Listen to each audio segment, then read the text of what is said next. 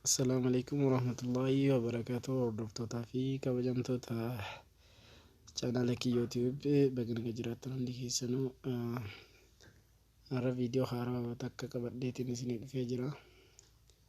Viidiyoon haarofti kun maali jettanii waan bareedaa takka maaliif hundi keenya waan dhabnee rakkataarru jechuudha. Fakkeenyaaf paaswoordiin Facebook keessanii yoo isin jalaa bade akkamitti paaswoordii Facebook keenya karaa salphaa ta'een argachuu dandeenya.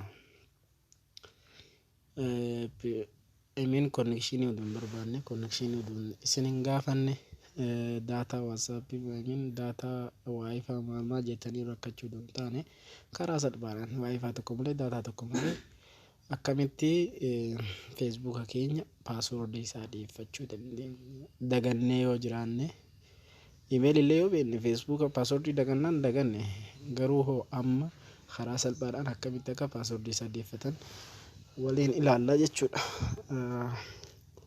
Kana gochuudhaaf jalqaba maal gochuu qabdanii settingii bilbila keessanii seentanii settingii bilbila keessanii yeroo seentan irra gadi buutanii bakka isin mul'isaarotan apps jettu tana especially Android warri silkii Android harkaa qabdanii Samsung haa ta'u Huawei haa ta'u Tecno haa ta'u Infinix haa ta'u warri harkaa qabdan application kun bakka kun hin jira jechuudha.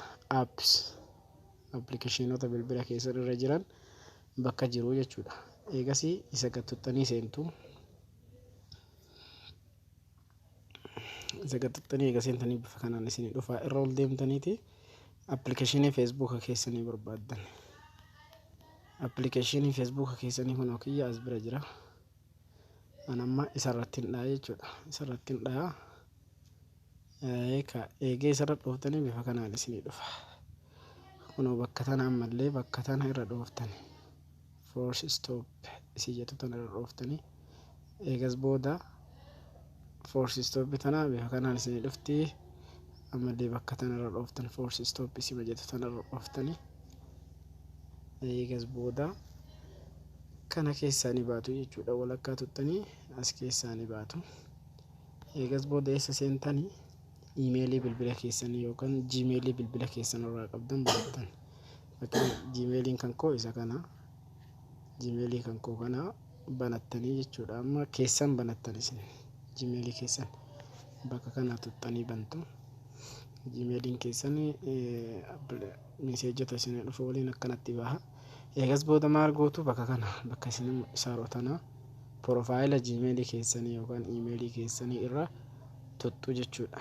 Profaayila isaarra tuttu akkaawuntii Facebook keessanii emailii kamiin akka jiru fakkeenyaaf ani emailii hedduu qaba. Emailii qabu kanneen keessaa akkaawuntiin Facebook kiyyaa kamiin jira emailii kamiin jira emailiidhaan banatartan irra caalaan keessanii yeroo ammaa kan bilbilaan banattanis rakkoon qabu bifuma kanaan deemtaniiti isinii dhufuu danda'a. Warroonni lakkoofsaan banattanii jechuudha. Kan emailiin banatte immoo karaa salphatti asiin dhufa.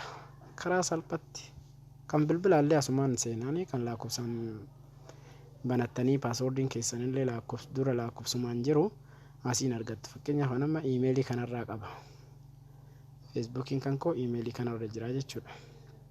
Maal godhaa ishii tana Google account ishii jedhu sana kan nama tokko bakka kana maal jedha Google management Google account manage Google account waan jedhu bakka kana jira. Kiyya immoo Google account jetti. Wi-Fi tokko irra jiru argartanii daataan hin jiru Wi-Fi hin jiru akkanumatti karaa salphatti argachuu dandeessanii jechuudha. Google account bakka jettu san tuttanii ni seentu garana isin fida. Eega garana isin fide maal gootanii dhuftaniiti security jala seentan. Kunoo security tana xiqqoo ishii mataarra akkana harkiftanii akkanatti yoo isinii dhufe xiqqoo ishii akkana harkiftanii security tana jala seentu. Eega security jala seentanii connectioniin hin jiru garuu connectioniin hin jiru argitaniirtan kan connect to the internet jedha. Connectioniin hin jiru garuu uduma connectioniin hin jirre nu hojjeta jechuudha wantichi. Irra gadi buuna irra gad deemtaniiti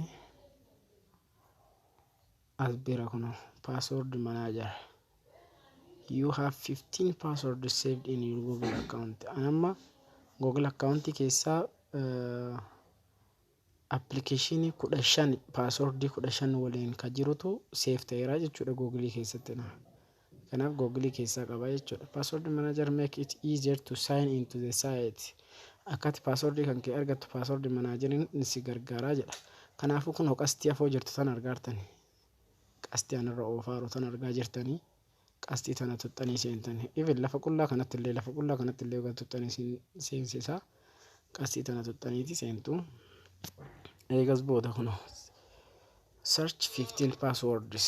15 passwords. Appilikeeshinoonni kun hundi passwordii qaba jechuudha. Fakkeenyaaf kuni Panzoid kan intro irraa ittiin hojjetaa ture. Intro Facebook, intro YouTube kan ittiin hojjetanii karaa onlineetiin jechuudha. Pinterest wantoota garaagaraa qaba nama fakkeenyaaf as keessaa. Garuu isa kamiin barbaanna amma ka Facebookaati. Kan Google illee password yoo barbaade kun as keessa jira. An adda Google kan qabbana dheeruu jechuudha. As dhuftanii Facebook ka jedhu kana kunoo. Facebook isi jedhu kana irra gatuxxanii ilaaltu. Password isin gaafata kunoo bakka tana tuttu. Use password isi jedhu tana tuxxanii seentu. Eegas booda password keessan si gaafata. Password bilbila irraa qabdi itti galchita. Password bilbila kee ittiin banantu jechuudha. Karaa salphatti kunoo asii itti si fideeraa jechuudha. Kun amma emailii keessanii kun immoo password keessanii. Kun amma bakka tana gattuudhaan password qaxitama nu mul'isa. Password kenna bakka tana gattuudheetuma bakka amma irra oofaaru tana gattuudheetuma waan akka jaasan gattuudhaanii qaxitama password kenna nu mul'isa jechuudha. An amma yoo isinitti mul'ise xiqqoo si rakkoo godhachuu danda'a. Anna passwordin kiyya ishee kanaa jechuudha. Password dheeraadhaan ittiin banadheera. Password dheeraadhaan qollofeera waan ta'eef akkanatti akkuma isin qollofattanii password keessan as biratti qochisanii godhaa. Edit illee godhuu yoo barbaaddan kunooti. Bilbila irraallee diileetii kana barreessuu yoo barbaaddan kunooti.